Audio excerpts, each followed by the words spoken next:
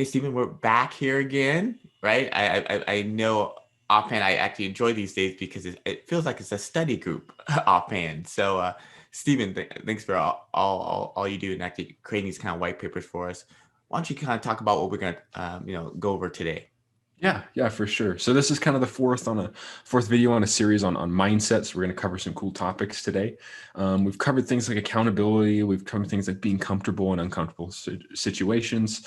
A lot of things with mindset already. If you have a chance, feel free to check out those videos. But also, for those of you watching, feel free to give us a like, leave a comment down below.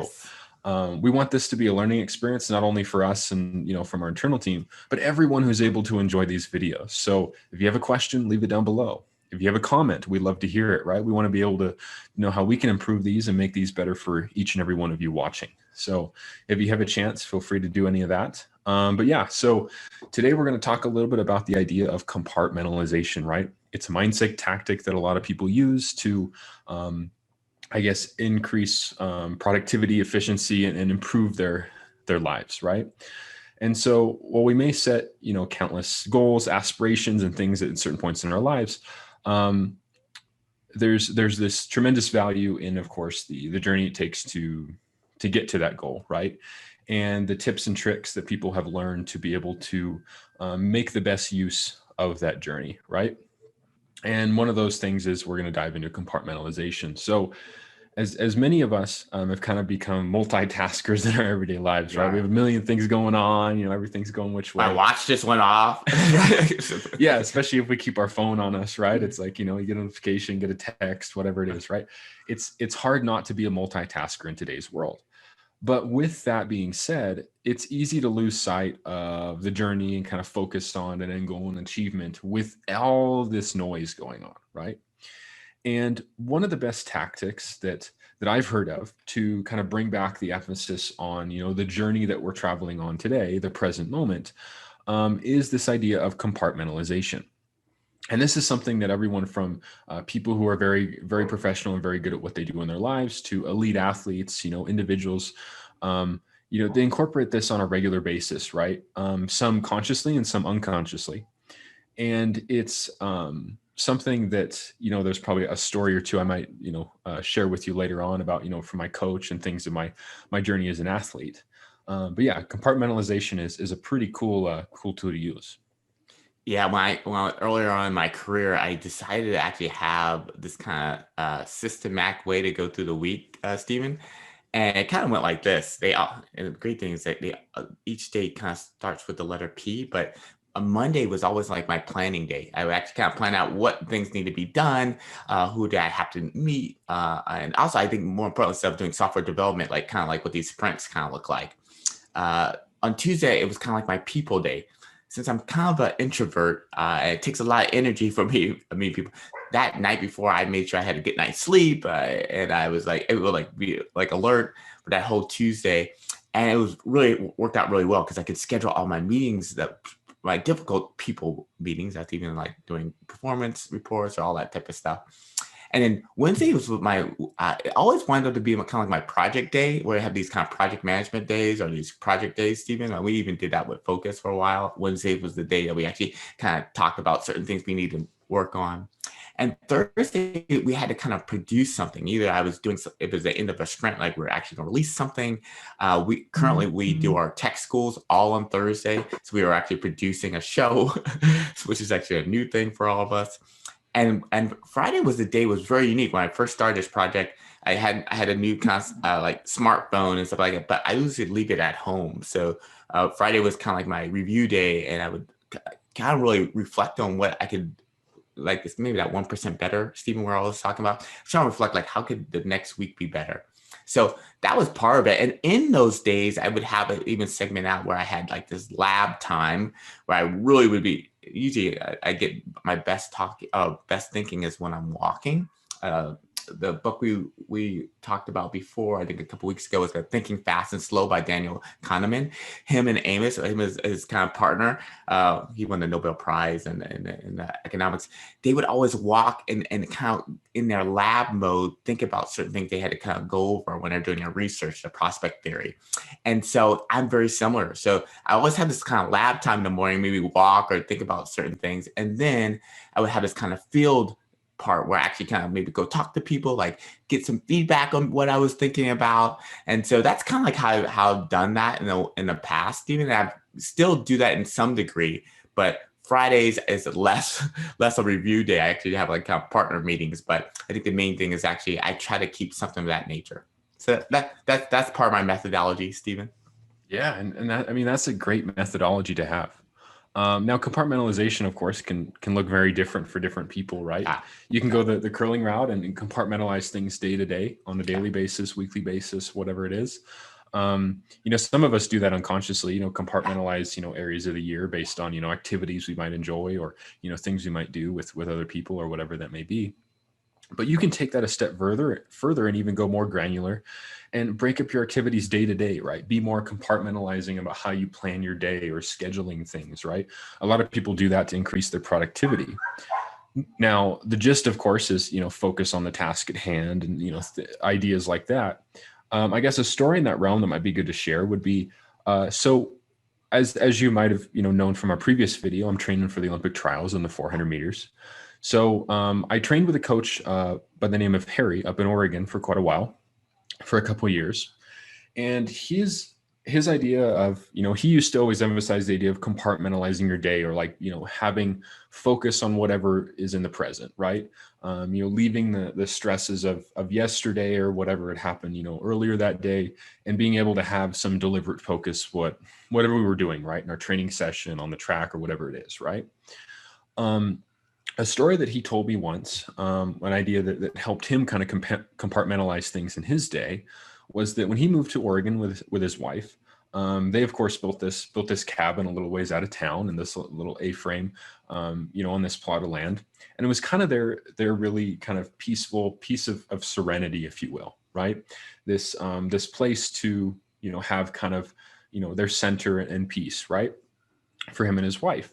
And the road to get there, probably about 20, 30 minutes out of town, they'd go through this 2-lane highway, and they'd pass over this hill called Hayes Hill, where you kind of climb up it on this 2-lane highway and you come out the other side. And his idea was that whatever stresses, whatever anxieties, whatever worries that he was facing that day, that week, whatever it was, he'd always, it's almost like baggage that he was carrying. His idea was, I'm going to leave that on the other end of Hayes Hill. And so when I get home, I'm at peace, right? All that stuff isn't with me. That's baggage I've kind of left on the road. I can pick it up on my way back to work tomorrow. I can pick it off on my way back to town. But it was his way to be able to kind of compartmentalize parts of his day and say, work day's done. I'm going to spend time with my wife, have a glass of wine, relax, whatever it may be, right? De-stress type thing.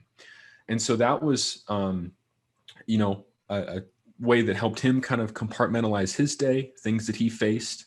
But he used to always emphasize, focusing on the task at hand. Over time, it's easy to say, harder to do. Yeah, definitely. Over time, you get better and better at developing kind of a more unrelentless focus and, on what you're doing, right? Being able to put the blinders on to stresses, anxieties, noise that happens in your life, and being able to be in the present moment, right? Focus on the task at hand. It's how you get to those ideas of deep work and deliberate focus in what you're doing, and experiencing life without, undue stress, undue anxiety that comes with worrying about, the past or the future, right? And being more in that present moment. And it's, like I said, it's easier said than done. It's something that coach used to emphasize to me. You might deal with some stress at work, significant other, whatever it may be, but being able to say, okay, we're on this training session for 2 hours. Forget about all that and just focus on where we are, right? Leave that on the wayside, leave that in your car, leave that on the road, getting here, and being able to just have deliberate focus on what's going to happen now in the present moment, because you can always pick that up later, right? Yeah, I definitely, and even corporations have had this kind of strategic way of doing that. We always have these kind of guest mentors that come in, and Focus has this kind of culture of learning. But we have these Focus summits, and we had this guest mentor come in, Tim.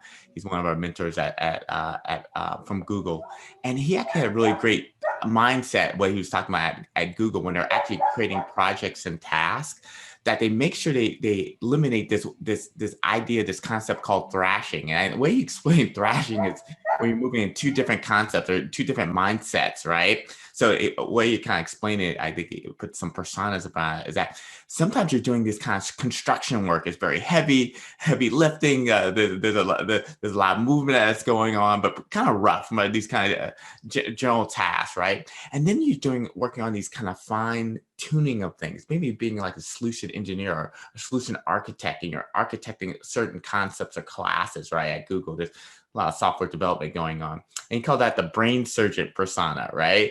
And so when you're thrashing, you're in that course of that one day or on that task, you they try to eliminate you working on being a construction worker and a brain surgeon at one time, right?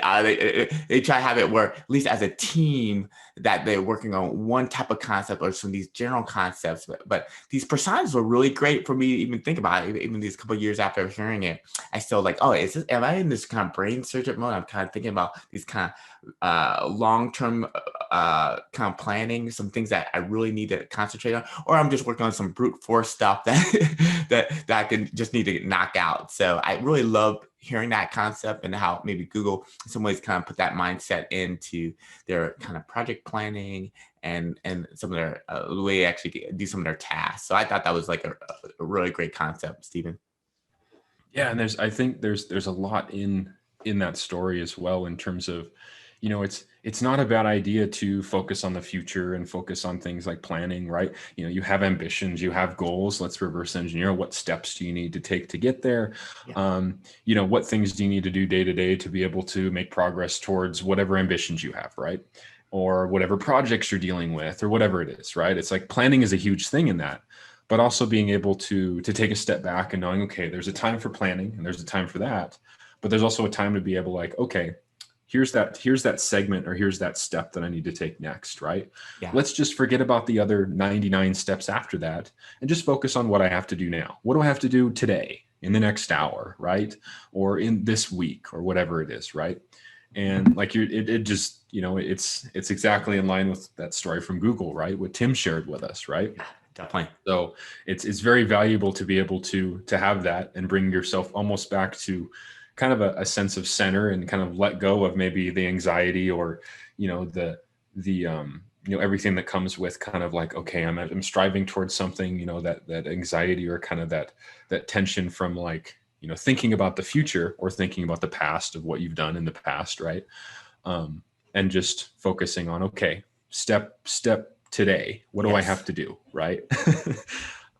Exactly, especially for founders too, because they actually do have to be in the moment, right? We don't want them thrashing on something, but in the moment, but they actually need to work on either the next step is actually we're working on your product, or you're working on your customer, or you're working on yourself. So those is really good, just be present in those times, and these are just some strategic ways of doing it. Yeah, totally. But Stephen, this has been great, man. I even was reliving all these type of things offhand. Any final thoughts? I just say that, I mean, things that we've mentioned today aren't things that are specific to founders. I mean, we talk about founders and entrepreneurship because we deal with them on a daily basis. Yep. And they're always, running in a million different directions, have to wear a lot of different hats, especially if they're an early stage founder, right? Yeah, definitely. So things like compartmentalization and some of the other things that we've mentioned in terms of mindset are things that we've heard are very valuable and very useful tools to have in your tool belt, to be able to help you, day to day, week to week, month to month, year to year, right? Whether you're a founder or whether you're, doing something totally different, right? It isn't specific to founders. That's the great thing about these mindset tips. It's, they're overarching themes. They're very broad, and you can apply them to, countless different situations. And many people use tactics like these to, build more efficient lifestyles, increase their productivity, find time they otherwise, might not have found that they might have spent worrying or whatever in the past, right? And found, ways to, help them continue on that journey to pursue their passions or whatever, is happening in their life. So I think that's a very valuable thing for all of us, and something that we can always improve on, whatever stage we are in our life, right? Exactly. Thanks again, Steven. I'm looking forward to our next segment of the mindset series. Yeah, thank you. For those of you watching, just to echo from the beginning of the video, if you have a chance for you to give us a like, leave a comment down below. Share your thoughts, ask a question. We want this to be a community of learning, as much as it might be within our startup and our community. We want it to be with anyone who's able to share and enjoy these videos. So if you have a chance, interact with the video in any way, and we'll see you in the next one.